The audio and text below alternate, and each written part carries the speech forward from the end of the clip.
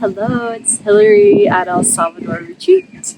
So we have been in El Salvador for 1 year and 9 months this week, and we have been having so much fun running retreats. Roberta's having a great time going out on tours and sharing how beautiful this country is with our guests, and we're just trying to figure out more ways to help our local community. And so we've noticed and realized over the last 2 years that there's really two major problems that are hard to solve that we think we can help with, and those are poverty and pollution.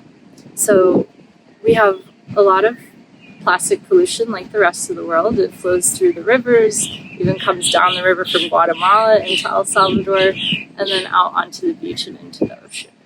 So we're trying to help with the plastic pollution because it is very overwhelming. Like just this morning, this is how much trash of just plastic I picked up off our beach. Like just our beachfront, not the whole beach, just our beachfront property.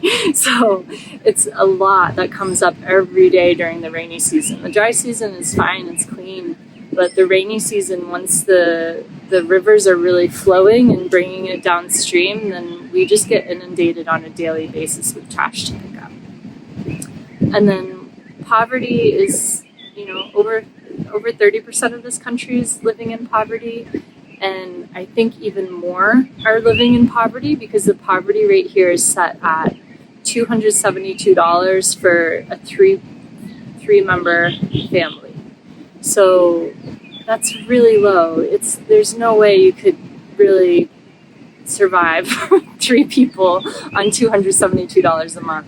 So basically, if you make more than that, then you're considered to not be in poverty, which that's just not true. Like here, a canister of like baby formula is still $40 here. Like it's not like it's that much cheaper because El Salvador currency is the US dollar.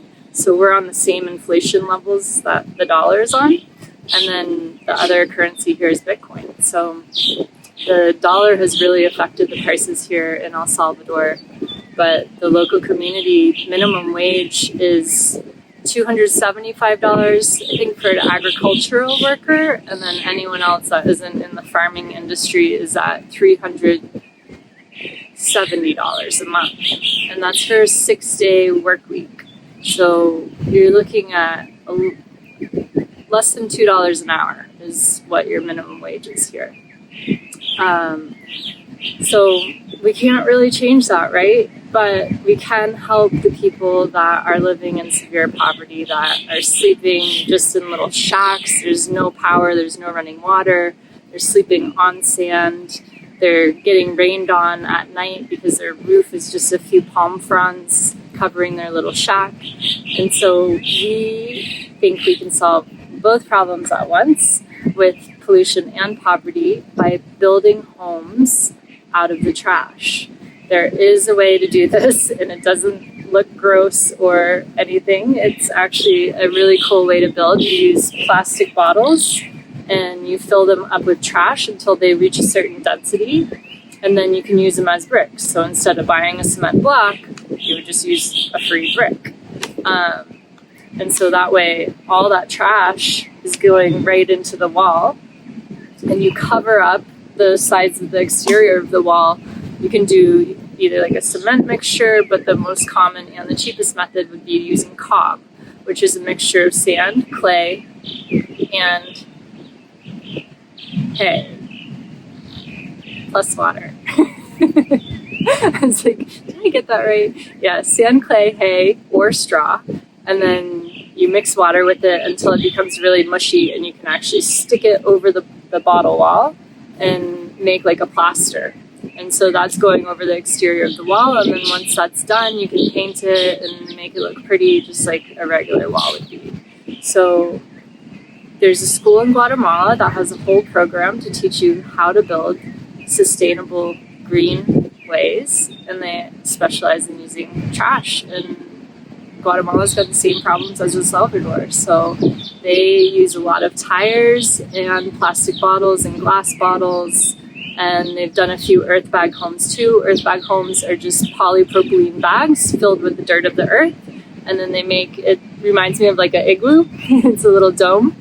And the dome structure keeps it really strong. And the cool thing is, like, these structures are actually better than traditional building materials, because the cob on the outside of the house and how dense the bottles are and everything, it creates a really temperate environment because the earth of the cob is absorbing the sun all day. And so it keeps it cooler on the inside during the day. And then that heat will radiate out at night and keep it warmer at night. And they are earthquake proof, bulletproof, fireproof, mold proof, termite proof. So they actually have a lot of different benefits that are super useful for life in El Salvador. So I think we can actually create some really nice homes. So I'm really excited about going to school in July in Guatemala to learn all these techniques and really come back with some education more than YouTube videos and reading on the internet. And I can't wait. I really want to start like little eco communities that we could buy a plot of land, build enough houses for like 4 to 6 families to fit comfortably, and then help them get set up with a couple goats for goat milk and goat cheese, some chicken for eggs and protein, and then some sustainable permaculture gardening that they could have, their own food supply growing right on the land too.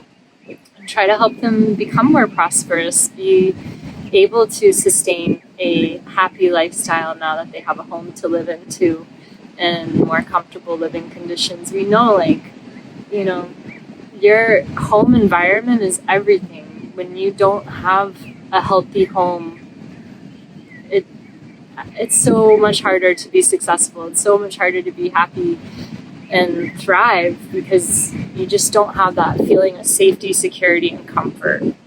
And so I really want to help give people that. And I think building these homes, building them out of the trash so that they're as affordable as possible, and that, they just have some place to call home.